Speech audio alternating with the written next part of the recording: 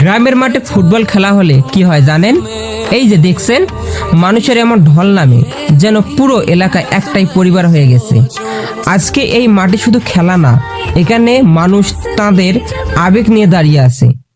মাঠের চারিদিকে হাজারো মানুষ, কেউ ধানের খেতে দাঁড়িয়ে, কেউ রাস্তার পাশে ভিড় জমিয়ে, আর কতজন তো গাছের মাথায় উঠে গেছে শুধু একটিবার খেলা দেখবে বলে।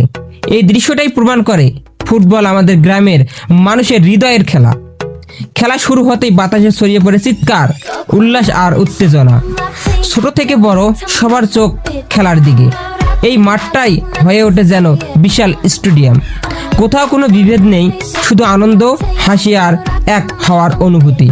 ফুটবল এমনই একটা গোল, মানুষকে পাগল করে দিতে পারে, আবার একটা মিস সবাইকে হতাশায় ভরিয়ে দেয়।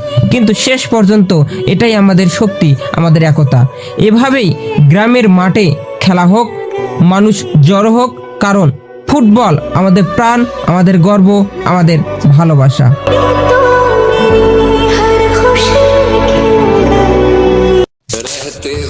গ্রামের মাঠে ফুটবল খেলা হলে কি হয় জানেন? এই যে দেখছেন, মানুষের এমন ঢল নামে যেন পুরো এলাকায় একটাই পরিবার হয়ে গেছে। আজকে এই মাঠে শুধু খেলা না, এখানে মানুষ তাদের আবেগ নিয়ে দাঁড়িয়ে আছে।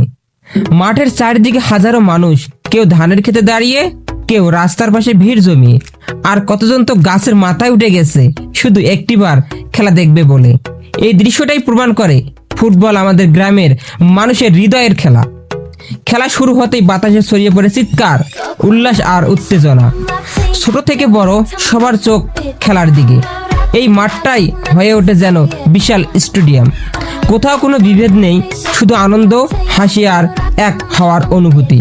ফুটবল এমনই একটা গোল, মানুষকে পাগল করে দিতে পারে, আবার একটা মিস সবাইকে হতাশায় ভরিয়ে দেয়।